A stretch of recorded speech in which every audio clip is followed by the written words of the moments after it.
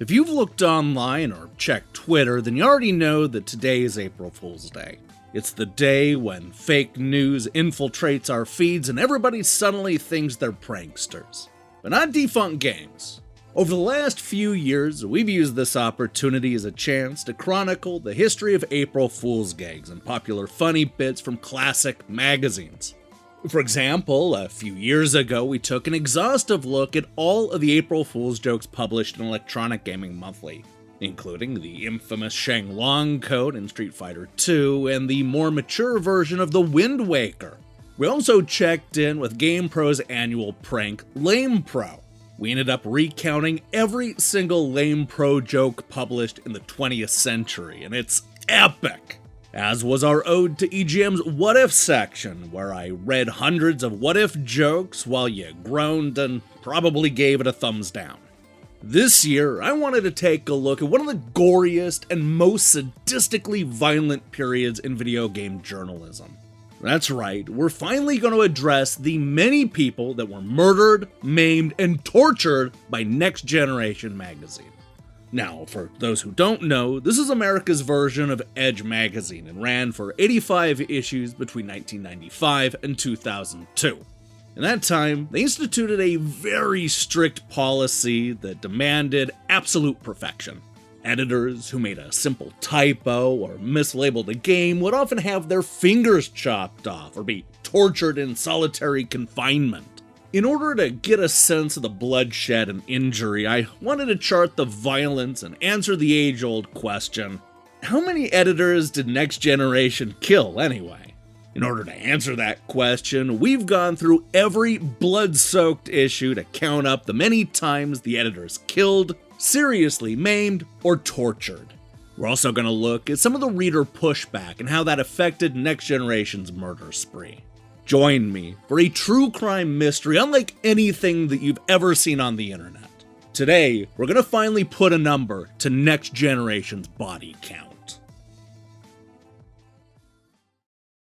As is so often the case when dealing with serial killers, things started small.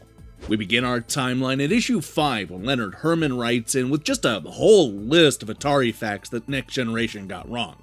Among them, mixing up computer war and computer space, crediting Atari for releasing Tank, and listing Nolan Bushnell as the creator of the VCS. Oh, and apparently they called the Sega Genesis an 8-bit system, when it's of course really a 16-bit system.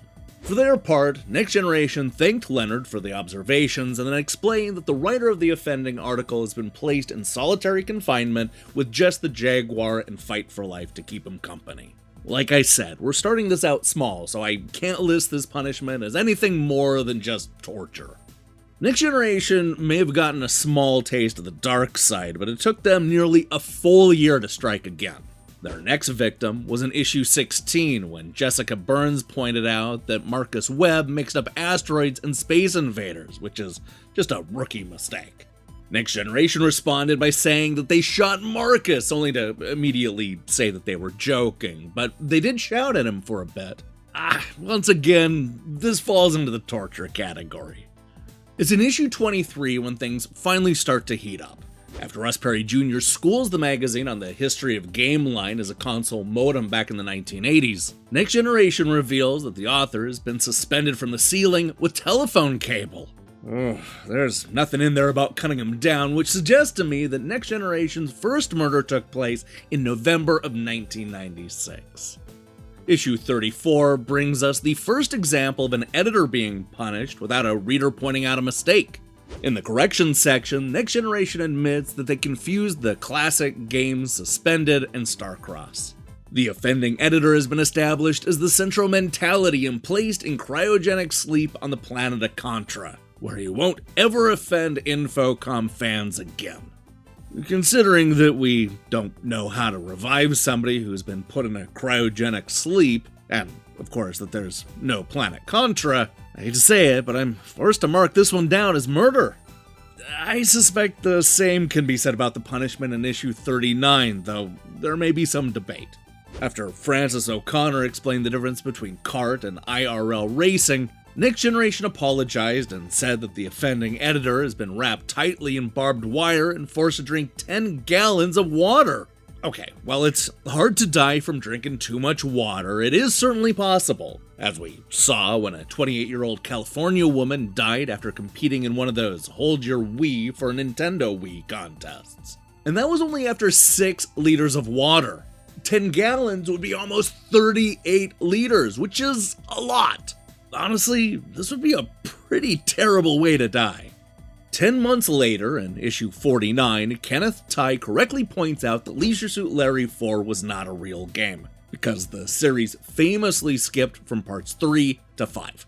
Next Gen's punishment was to track down and pummel the editor with a blunt object. Look, normally I'd chalk that up to a simple maiming, since there's a chance that the editor survived. But I'm not sure I'm ready to give Next Generation the benefit of the doubt after the last few issues. I'm gonna go out on a limb and call it murder. Alright, it's at this point when Next Generation clearly found their taste for blood, because the violent outbursts really take off in issue 50. The first example of this is when the editor's blood was replaced by molten lava after forgetting that Atari's iRobot was the first arcade game to feature polygonal graphics. In that same issue, Jeff Ticket to Ride Swerdlow corrects the magazine that there were 5 Star Wars arcade games, not 4. The editor who wrote that piece has had his pinky removed with bolt cutters to underscore the lesson of the difference between 4 and 5. I would say that the molten lava is definitely murder, while losing a pinky, well, I guess that would qualify as a proper maiming. The punishments continue 1 month later in issue 51, when a reader suggests that an editor should be shot for thinking that Westworld developed Diablo. Next Generation revealed that while they were able to find a bullet, nobody in the office owned a gun. So, rather than shoot the editor in question, we drove the bullet manually with a ball-peen hammer. It's later revealed that the same editor confused Star Control 2 with Star Control 3, but by that point, he'd already been dealt with. Oh boy, hammering a bullet into the body's gotta be painful and excruciatingly time-consuming. But on the bright side, it's probably not fatal, assuming that somebody treats the wound, that is. I'm calling this one a maiming. You can argue with me in the comments. Believe it or not, we actually get the same exact complaint about the Westwood Blizzard mix-up in issue 52.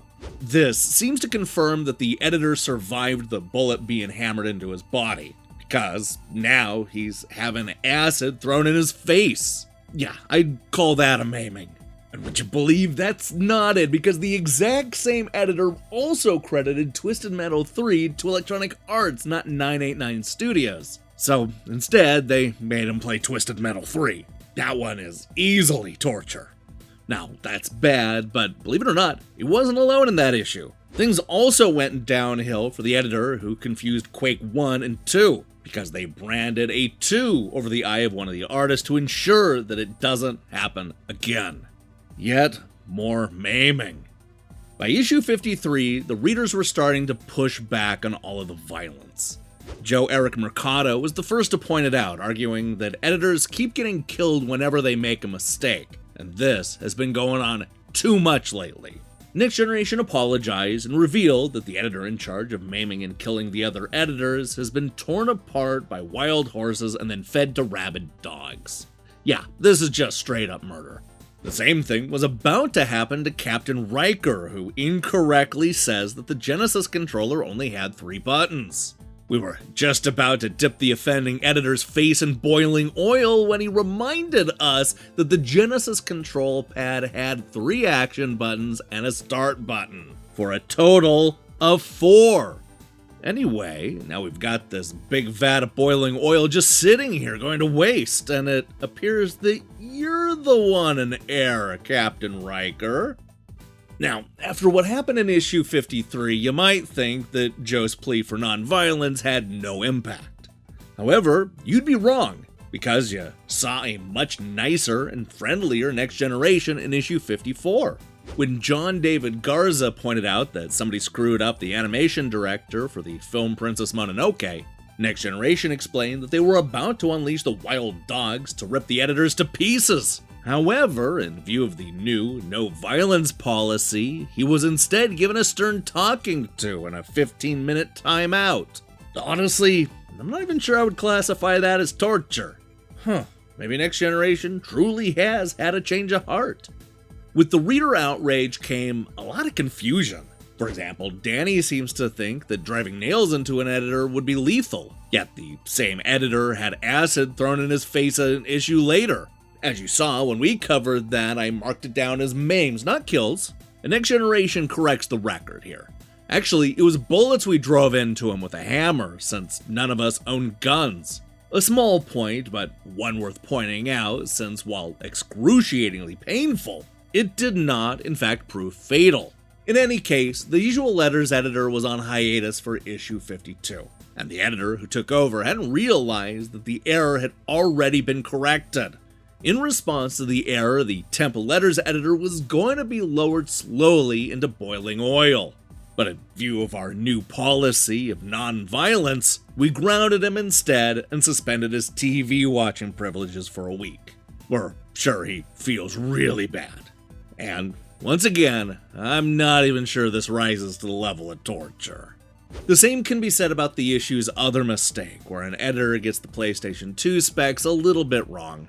After appealing to everything from rational number theory to high-order linear algebra, the editor in question had to grudgingly admit that he was off in his estimation. No hot cocoa for him anymore. We're sure he feels really bad. Yeah, this new, kinder, gentler Next Generation is starting to weird me out. 3 issues have passed since Next Generation instituted a new non-violence policy, and they seem to be sticking with it. When an editor mistakes Skate or Die as an Atari 7800 game, the magazine decides to lock them in the basement with a grue and no light. Yeah, I'm gonna count this one as torture since somebody's bound to let him out eventually. And now comes the backlash to the backlash. Master Cyrix complained that I've been very disappointed in you lately. I take my gaming very seriously, and grounding the horrible offending editors doesn't seem to cut it. If you can't hurt any of these evildoers because of your policy, will you at least send them to me and rest assured I will carry out justice. At last, something that snapped Next Generation out of its pacifist ways. You got a point, they explained. We rounded up all the editors who had previously been grounded to bed without supper for making errors, flayed their backs with electrical cords, bound them hand and foot, and tossed them off of the Ano Nuevo Point here in Northern California. The sharks ate well that day. By my count, that's 3 more editors killed by Next Generation. In issue 58, we learned that when a too trusting fact-checker got something wrong, he was sent to management training, where he learned to manage the pain of being hobbled at the ankles with a sledgehammer Misery style. That definitely sounds like torture, but being hobbled certainly falls into the maiming category. I suspect the same is true of the editor who was bled with leeches to remove the ill humor that caused the error of mixing up core concepts with Ubisoft. I guess it all comes down to how much blood they sucked. 1 month later, John writes in to correctly note that Mario's feud with Donkey Kong is older than his beef with Bowser. Next Generation admits that this is an interesting point and tries to defend itself by saying that Mario and Donkey Kong are no longer feuding. But since there are no other errors for them to torture somebody over in this issue, they remind Tom of the original Donkey Kong by putting him in an oil-soaked barrel, setting it on fire, and then crushing it with a massive sledgehammer. This is just another clear-cut case of murder. You know what? Sometimes it's actually the president of a game developer who writes in to correct Next Generation, which is just even more embarrassing. That was the case when Chris Green, the president of Leaping Lizard Software, wrote in to take credit for making the Dreamcast version of Centipede. To make amends, the editor was covered in fleas and centipedes, then staked in the path of a man-eating Komodo dragon. Just in case you're wondering, yes, Komodo dragons have killed humans before, though it's very rare. In this case, I'm gonna call it murder. Also in issue 60, Leonard Herman points out that Taito made Space Invaders, not Atari. Hang on, wait a second. Isn't that the same Leonard Herman that got the ball rolling all the way back in issue 5? It is, and it seems that he's stuck with Next Generation, even with all the mistakes and bloodshed. For their part, Next Generation sent the offending editor to Japan to apologize to Taito. Still, considering the cement shoes, the chum bucket around his neck, and the fact that it's a long, wet, and shark-infested walk from the San Francisco open beach, it may take a while. In other words, he's dead. Fish food. Let's move on. In issue 61, the correction involves the mistyping of the amount of polygons the upcoming Xbox can run. We never said 15 polygons per second was the maximum, did we? As for the punishment, we punched a million tiny zeros into the offending editor using an awl to remind him to always check the decimal place. Yeah, that sounds bad and probably really painful, but lethal? I'm gonna chalk that one up to maiming. Issue 62 is yet another issue with multiple punishments. Up first is an angry AOL subscriber who objected to Next Generation confusing Virtua Fighter 1 with the far superior Virtua Fighter 2. To remind the editor in question about the difference between 1 and 2, we cut off 2 of his fingers. Ouch! Similarly painful is this response to somebody who corrected the magazine on who really made the first analog stick. To remind the editor in question to pay attention to history, we punished him the old-fashioned way, by branding him on the face with a 5200 joystick dipped in molten lead. Okay, so the molten lead thing is throwing me off a little, but since they said it was just a branding, I'm gonna have to conclude that both editors were seriously maimed. Though, someone might want to check on that guy with the joystick on his face.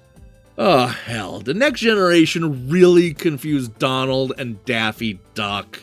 Unfortunately they did, and to show the editor the difference between the two iconic ducks, the magazine threw him off the top of the Transamerica Tower in San Francisco, then yelled duck when he reached street level. So, yeah, he died. At this point, it feels like Next Generation can't get anything right, even when it's the most obvious fact.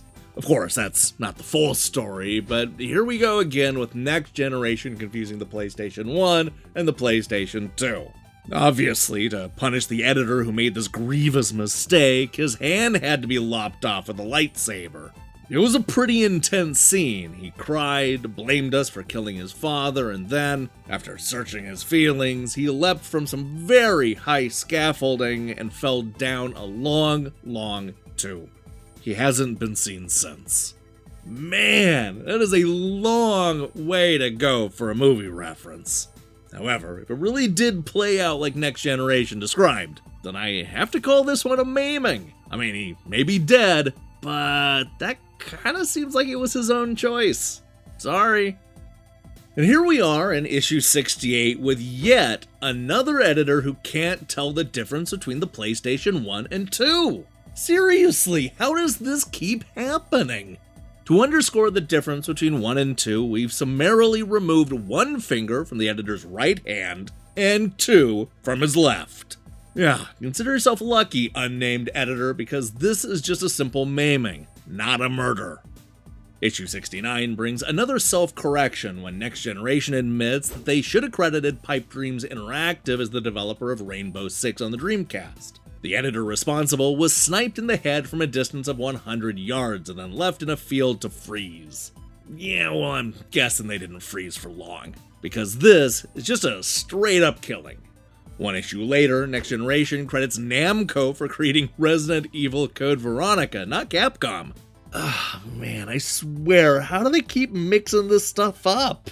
We wish we could blame sunspots or an alien abduction or wicked gremlins or anything else for these errors. But the simple fact is, we messed up. We apologize to Capcom, Sega, and every loyal reader. Rest assured, we've already taken ourselves outside to be shot. Honestly, this would have been the perfect way to end the story. But obviously, that's not the case, which leads me to believe that Next Generation didn't actually shoot themselves. No points awarded this round. 4 issues after pretending to off themselves, Next Generation returned with a historical mistake.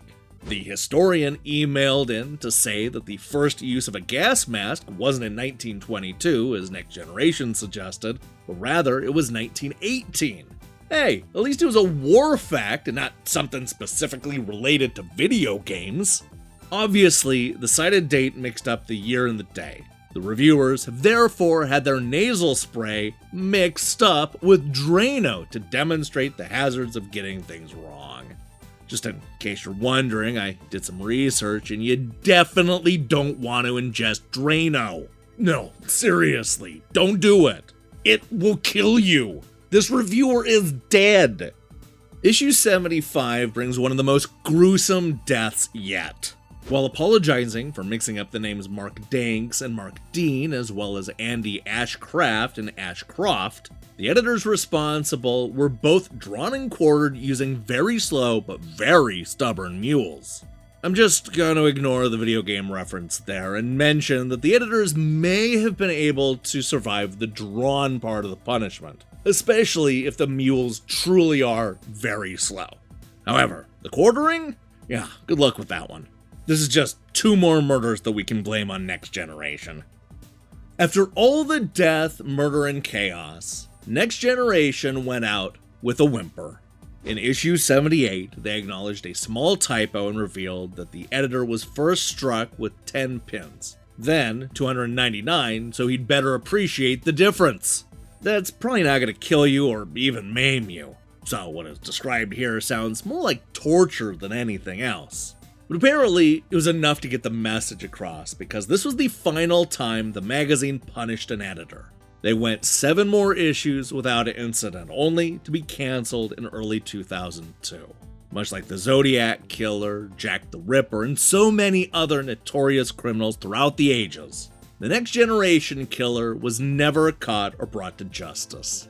This is a dark part of games journalism that most people would rather ignore than acknowledge. But with your help, we can honor the dead by righting the wrong.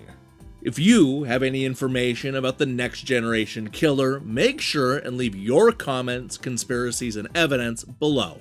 Remember, you can make a difference.